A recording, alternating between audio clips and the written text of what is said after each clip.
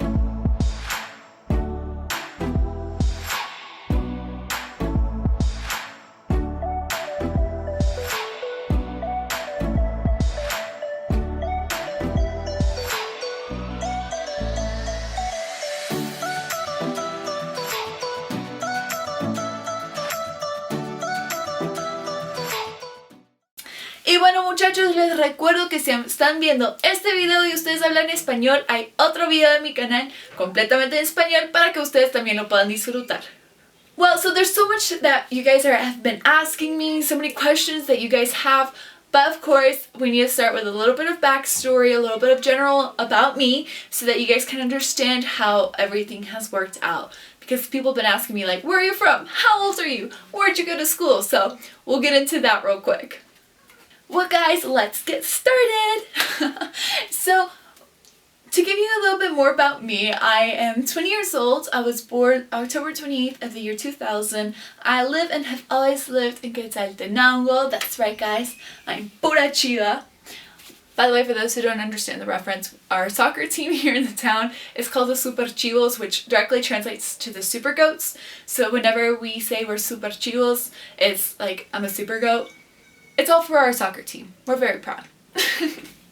And so I've always lived here. When I was younger, I went from 1st to 5th grade in the school called Canil. Then after that, I changed to homeschooling, where I would finish all of my studies from my school years. This happened because of different situations that we were going through. Some of which included the fact that I went through some rough things in my childhood, young years, and that has led me to battle with anxiety and depression. So thankfully that's not something that affects me anymore, really. It's something that we've kind of left a little bit more in the past, but definitely has marked my life. And so we've changed to homeschooling. So then, you know, I was looking for things to do because with homeschooling I had a little bit extra time on my hands, and I had been very interested in all the world of beauty because I'm very passionate for photography. So I decided to accompany my sister one day that she was in college. She's an architect and she had a photography presentation, and so I went with her. This time I was very shy. I wouldn't talk to strangers whatsoever, so I was always hiding behind her. And she was talking with her teacher, and her teacher looks at her and says, you know, we really need somebody to help us out with some modeling stuff. Well, I have a project upcoming and I really need a model. Do you think your sister would mind helping us out, you know, as a favor? And I was like, okay, well, I really don't want to. I don't know these people. I don't know what I'm doing. I've never been in this stuff before, but it's for my sister. It's a favor. Sure, we'll do it. And I was almost certain that was going to be the last time, but honestly, that was the most amazing experience of my life. That first photo shoot was absolutely amazing. It was so much fun to be able to spend with them all that time and all those moments. And well, that one thing led to another. I continued working for her because that photo shoot was with Mayela Aguilar and with her new collection called Eternal Spring. And it was just so much fun and I continued working for her throughout her different collections. And she was also the one who taught me how to model and to participate in beauty pageants. So thanks to her was that I got some of the courage that I needed to participate in my first pageant when I was 16, which was the Miss Teen Quetzaltenango, which thankfully I won, and I moved on to Miss Teen National. And I've had a lot of people ask me, if you were so shy, why in the world did you participate? Because really back then I was a completely different person. And I always told them, I just want a platform. I want people to hear my voice. I want to be able to make a difference in this world.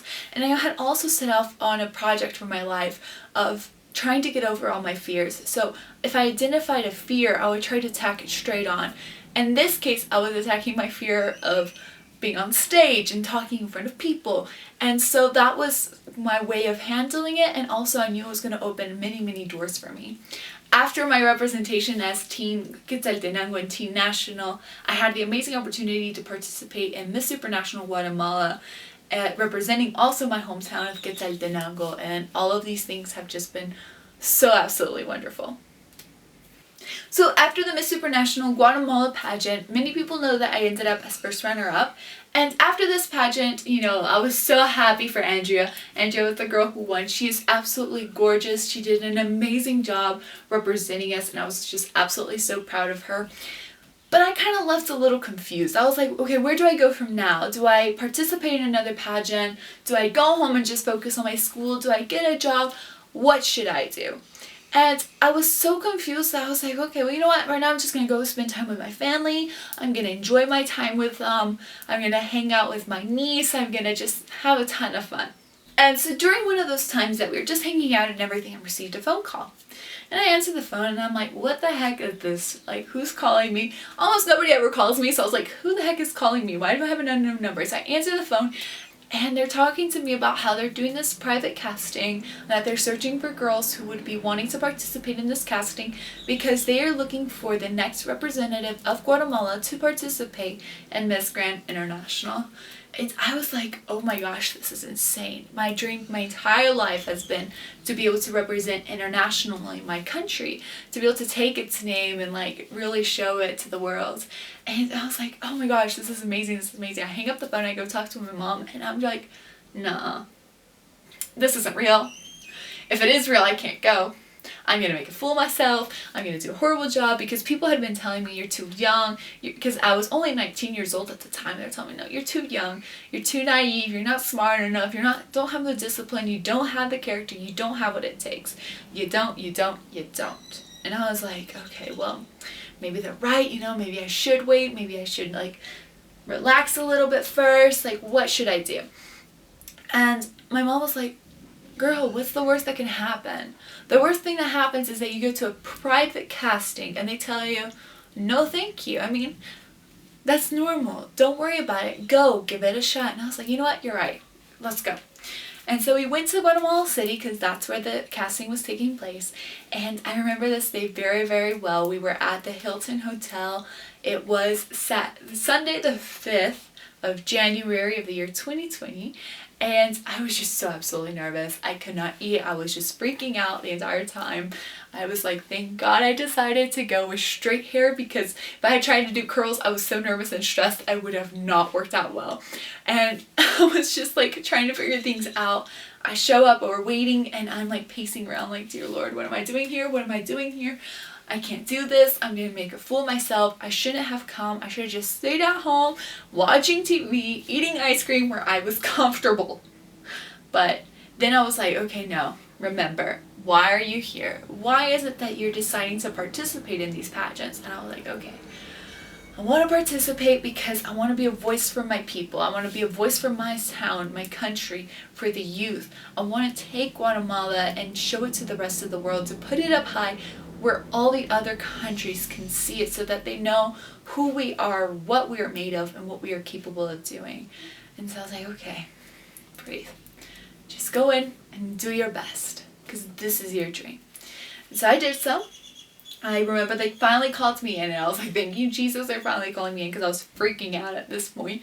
And I sit down with them because they're all on the panel, and I'm sit down, we're talking, they're asking me a ton of questions, and of course I'm answering. And then they're like, okay, so now we've asked you the questions, could you do a runway walk for us? And I was like, oh dear Lord, you guys want me to do a catwalk in here? Holy crap, holy crap. And I was like, oh my gosh, you guys actually want me to do a catwalk? No, this can't be. Because I had decided to wear the highest heels I had, and like I had never practiced in those heels really, and so I was very, very nervous. And to add on to that, it was actually a carpeted floor, and I was like, okay, inexperienced in heels, carpet, bad mix. Okay, let's see what happens. And so I was like, okay, well, you can't say no when they're asking you to do a catwalk in a casting. So I get up and I do my catwalk, and it wasn't horrible, but it was definitely not good. And back then I didn't have the experience I have now. And so I sit down and we finish talking, and they're like, okay, well, could you wait for us outside, please? And so I walk outside, and I'm sitting with my mom and stuff, and we're talking, and I'm like, well, I'm not sure how it went. You know, they asked me some questions and I really wasn't too sure about the answers. And then my catwalk, you know, wasn't amazing, but we'll see what happens. When they call us back in, they tell me, hey, please come in with your mom. And I was like, oh God, no. This is it, guys. This is it. It's like when you're at the doctor's office and they're about to tell you what's wrong with you, and they're like, hey, would you like to walk in the room with us? And it's like, you know you're sick by that point because they're asking you to go into a private room. And so I was freaking out, and I go in with my mom, and we're sitting down, and you know, they start asking us more questions, you know, like, if you'd have to travel, would you be willing to? Would you have the time? If this happened, would you be able to handle it? If this happens, what would you do? And I was like, of course I have the time, I have the want, I have the desire, let's do this. Because I understood what they were asking those questions, because the title implies a lot of, because this title requires a lot of discipline and a lot of work. And so I was like, okay, sure, let's do it. And in that, I remember Alex was sitting straight across from me, and he looks at me, he's like, well, sweetheart, we would like you to be our next Miss Grand Guatemala. And I was like, oh my gosh, they just said that. Did I just say that? No way. Like, I was so excited. I look over to my mom. My mom's like crying. She's like, oh my gosh, I can't cry. I can't cry. This can't happen. And I'm over there like, oh my gosh, no, I can't cry. My eyelashes are gonna come unglued. I can't. No, this can't happen. And I was just so excited. I never imagined that they would actually say yes to me. I went in thinking that they were gonna tell me no. And so I was just so, so happy. And that day definitely marked my life forever. I remember it was the first Sunday of the year, and after that we went out to eat, we went out to celebrate, and it was just the most amazing way to start off the year 2020. So after the casting, we came back home to my hometown, and we were just like super happy, but I was still feeling like it was all a lot. Like, I was waiting every morning, waking up like that was just gonna be a dream, or looking at my cell phone every single morning thinking that Alex was gonna write me and tell me, you know what, no thanks. Like, you know how I told you were Miss Grand? Well, you're not anymore. Sorry, haha, joke's on you. But thankfully that never happened, but I lived with that fear every single day, and I was prepping for our coronation and photo shoot, and so I was doing my diet, my exercise, I was studying modeling stuff again, and all of those things to prep and lead towards our first activities. So we traveled to Guate for our first things, and I remember our first photo shoot was the first time I met all of the people from the organization.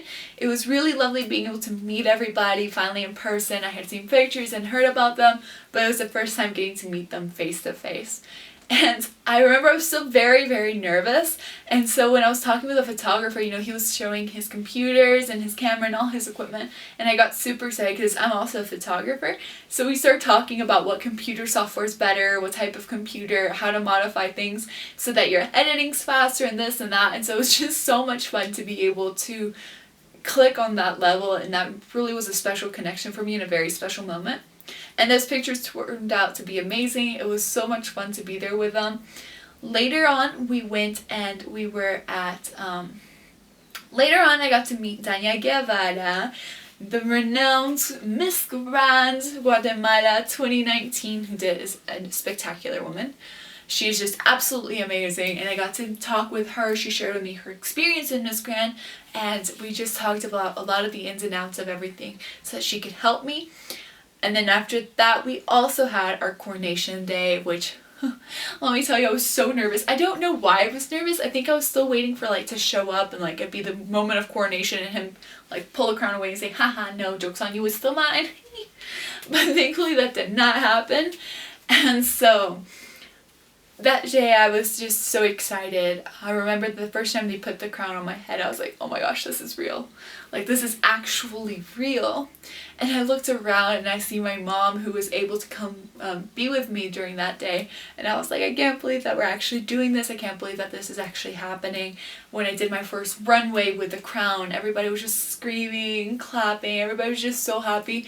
I was so excited that this dream was finally coming true. And so after that, I came back to Quetzaltenango, back to my hometown, and it was time for us to begin our hard preparation. I remember telling my mom, well, now that they crowned me, they can't take the title away from me, so now I can relax a little bit, and I will be able to focus more on just my preparation for the international event. So I came back and we had the plan that I was going to spend some days here, and then the weekends, like, back in the city. So while I was here, I would be able to do my normal stuff, you know, my school, all of those other details of my normal life.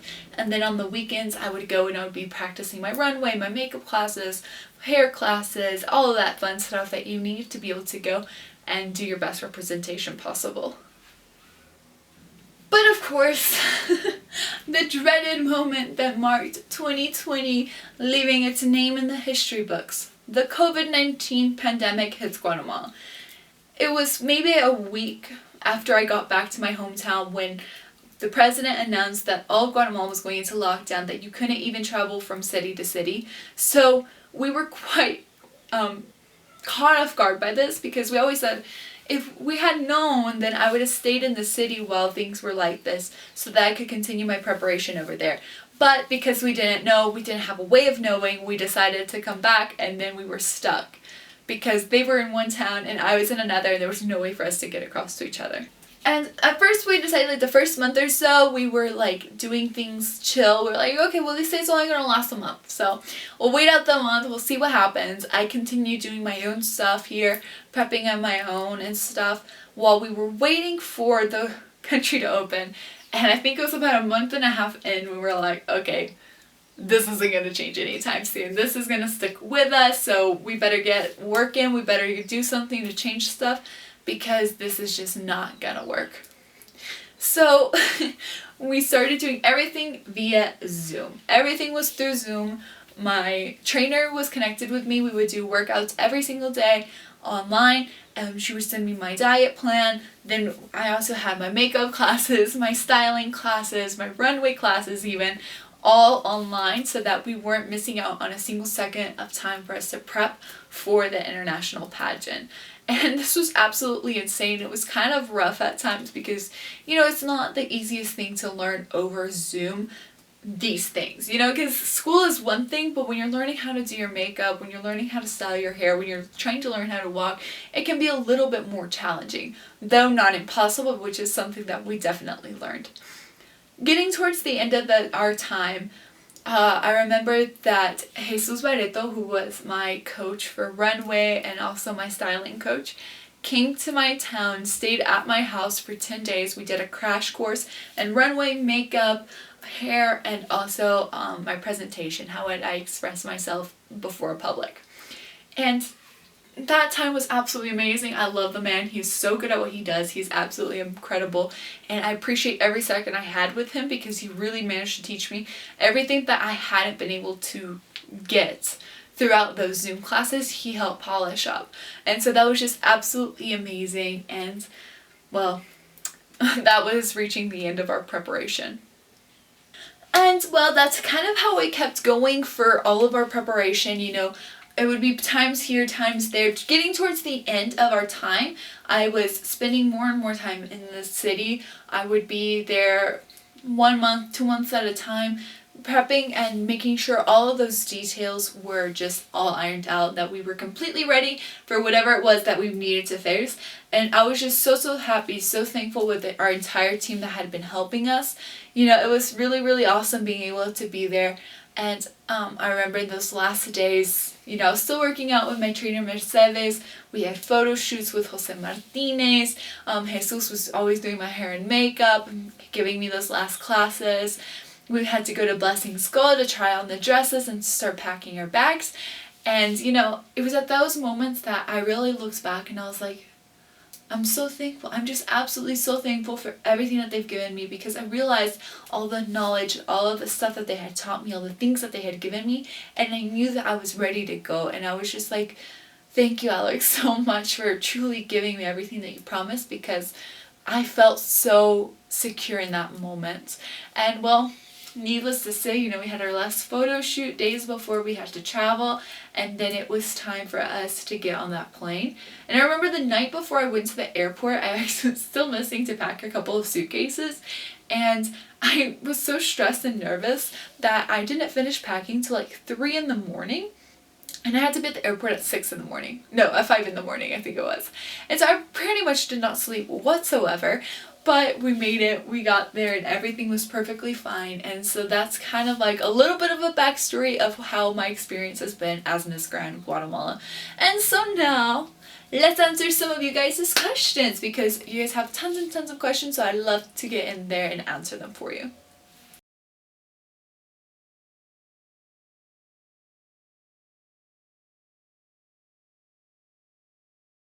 Well guys, here I have some of your questions, so let's get on with it. Our first question is, do you have any hobbies? I have an endless amount of hobbies. I'm very passionate by a lot of things, and those things, I love photography, I love Spanish dance, I love being in nature, going and taking hikes, but not, you know, those pretty hikes where it's like, oh yeah, I could totally do this in heels. I'm like, no. I like the hikes where you have to climb, where you get a little dirty and stuff. Like, I love those. So much fun. What is your favorite typical food? I absolutely love all of our Guatemalan food. Specifically, I love the baches de papa that we have here, which is absolutely amazing. And a lot of people in Guatemala tease me because that's something very common for those in my town to say. Like, if you ask them, what's your favorite food? They're automatically going to say that, because it's kind of like our statement meal. And it's so delicious. If you ever are here, I invite you to try it. When we're talking about desserts, I love the rellenitos, which is a plantain-based dessert. Or when we're talking about drinks, I love that atole arroz con leche, which is rice with milk drink, which is actually on my YouTube channel. If you guys want to check it out, you can go watch how to make it. And all of them are just absolutely amazing. What is your profession? Well, I'm currently a student of communicational sciences in the Mesoamerican University here in my hometown. I'm also a queen and a model, and I'm following on a lot of my own personal projects, like it is my own nonprofit organization to help my community. How old were you when you started modeling and beauty pageants? Well, as I mentioned before in my video, I was 16 years old when I started in beauty pageants and 14 years old when I started to model. Honestly, I never imagined to get this far, but hey, here we are, 20 years old, participating in Miss Grand International.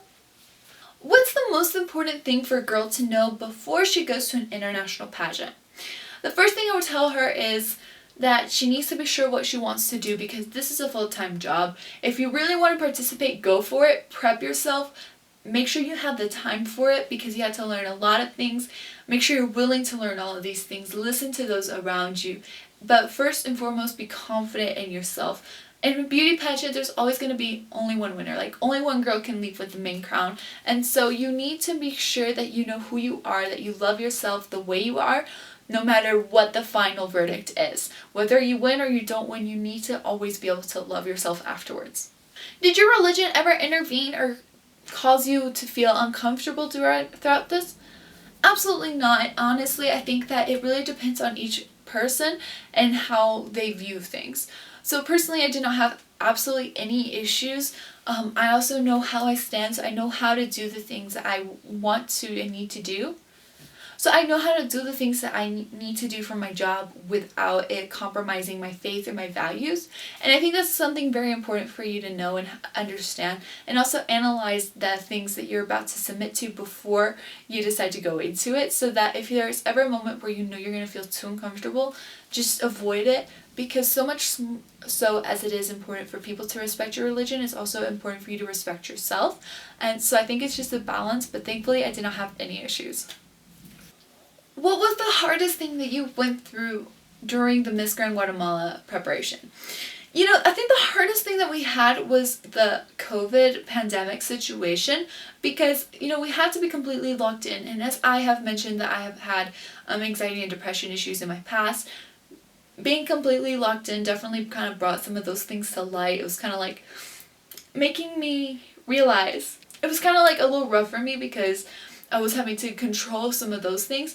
And also there was a few communicational errors here and there, being so far apart, because sometimes over text you can't understand everything 100%. And it wasn't anything like major. It was more like, oh my gosh, wait, what? I was actually supposed to pick up the hair extensions today? I thought that was tomorrow.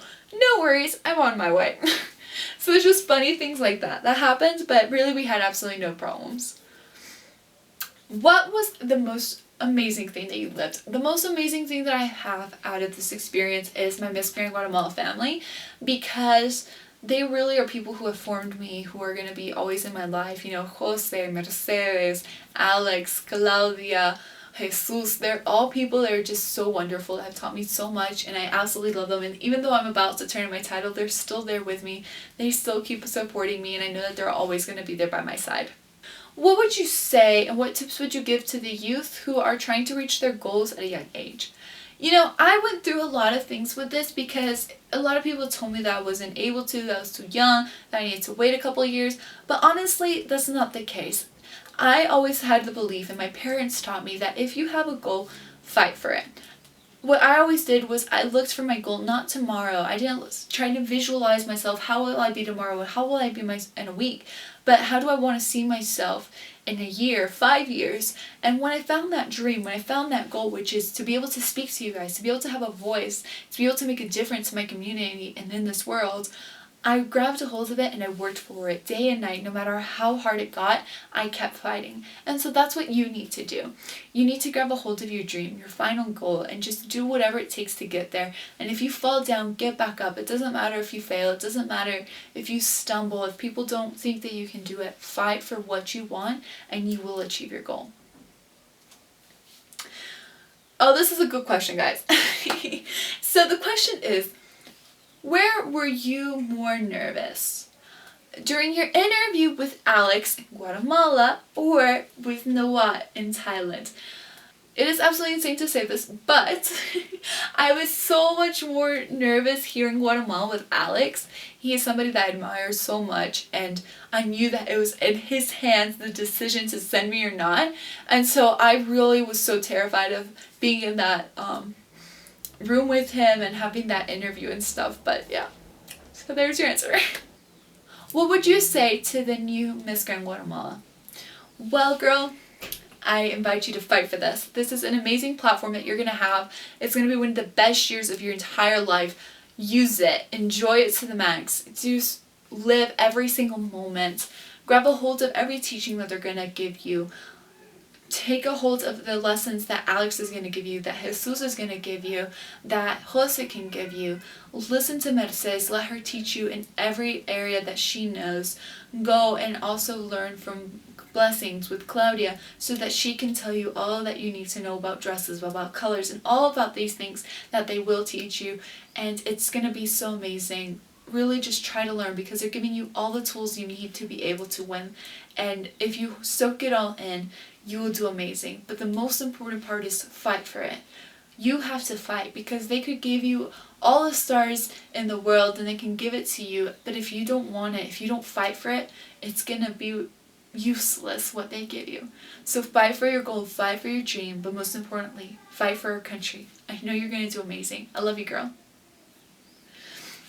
And finally, our last question. Our last question is, can I be your last question? And well guys, that is it for today's video. Thank you so much for once again joining in with us. Please don't forget to subscribe and click that bell icon because very soon we will be releasing more content and also part 2 talking about my experience in Miss Grand International. Thank you so much again for watching, and don't forget to follow us on Instagram, Facebook, and TikTok to be able to get all of our content. I love you guys so much. Ciao!